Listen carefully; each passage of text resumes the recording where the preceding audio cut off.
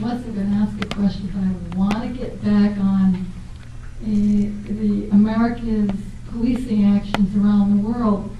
Since you talked about the constitutionality of bills, the bill that you were talking about earlier, that any bill that we pass would have to have a constitutional backing to it. What constitutional backing do you find for any of America's policing actions around the world? At present, none. Going back to the Constitution, is this matter of a declaration of war.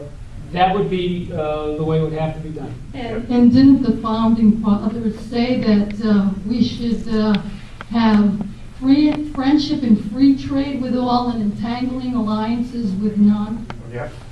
So our wars in Afghanistan and Iraq have no constitutional backing, at least that I can see.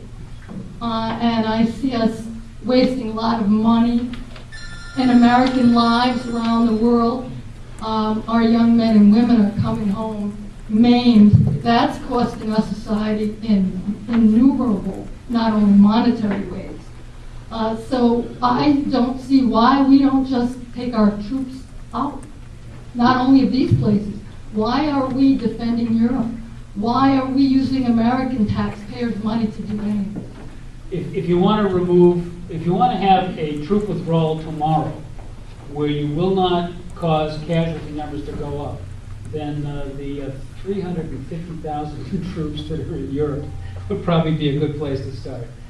The fact of the matter is that our involvement in Afghanistan is a terrible failure on the part of our national government. And the fact of the matter is, going in there was probably militarily justified. It was probably politically justified, but we still have a process that needs to be undertaken, and it was not. The fact of the matter is that we are there. We have the troops on the ground and the combat going on. We need to conclude it, and the way to conclude it is to win it. And then, as we go forward, read the Constitution before we start another war. There's a way in there to do it, and it can only be done through that way, and there's a reason for that. So, yeah, we got to learn the lessons of history, and we did watch both of those. Any other questions? One more question. How do you, what's your feeling on card check? On card check? Card check, for any of you that don't know what it is the euphemism for a non-secret election for unions to basically it's open to intimidate people into signing the ticket rather than making a decision. I think the union leaderships themselves, when they have their conventions, they don't use card check when they decide who the next president is going to be. Card check is a terrible idea, and I can't imagine in America where such an unfair method of making an electoral determination would ever come to pass. There's no way that I could ever support that. Question. Yeah, this is for David and Joe. You can figure out how to answer this question. David, you mentioned that Mo's the election for the Assembly is first one since the Tea Party movement, and I guess between the two of you, being in the Assembly and trying to get Mo elected, I'm guessing that there's very few people in this room who are actually in Mo's district, but short of writing a check, you know, what can we do to support his candidacy? Sure. Basically, because it's a relatively low-budget campaign, we're relying on volunteers to do things like delivering flyers. Nowadays, you see candidates raising $20,000, $30,000 to run for the legislature, and they spend most of it on direct mail. Just to mail one piece, bulk mail, to every house in a rep district is $3,000 to $4,000.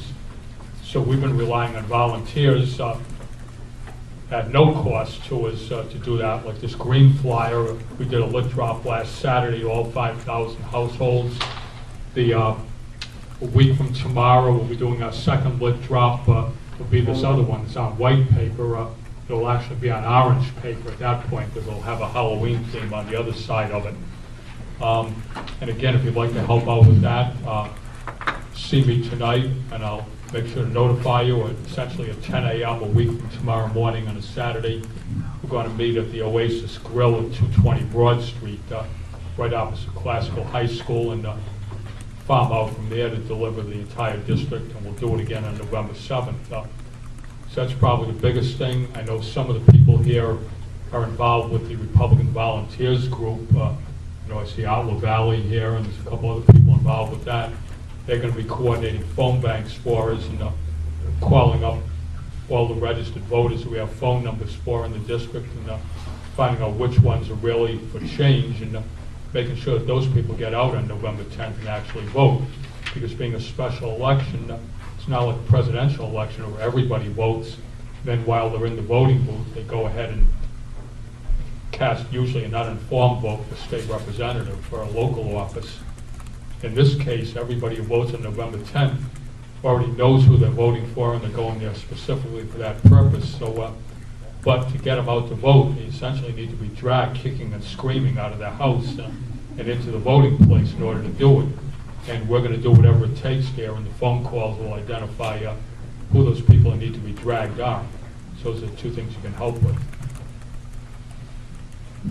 Good question. My name is Brian from Win People, and appreciate you guys coming by. It's a great thing. If you guys would do us a favor and stand up when you talk, because this is the power, the microphone. Stand up and let people know. Like, everyone want a question? Good evening. Steve, thank you for inviting me here tonight. I would like your permission to speak to the audience for a couple of minutes before I get to a couple of questions. Sure. Ladies and gentlemen, my name is legally Roberto Padua, better known as Bobby Padua.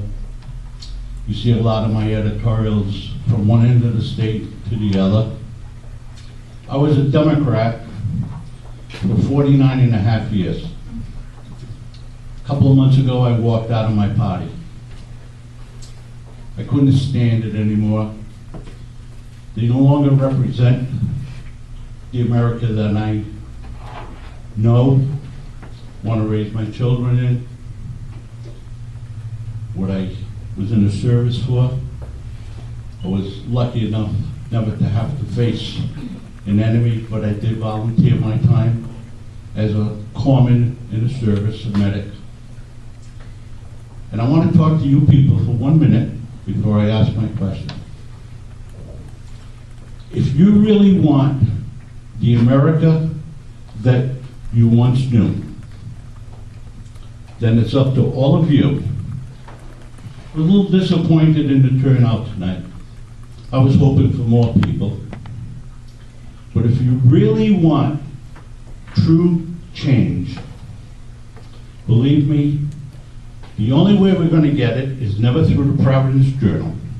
You're going to get it through talk shows, and you're going to get it through probably editorials in local newspapers. I ask every one of you to pick up a pen. Well, wait a minute.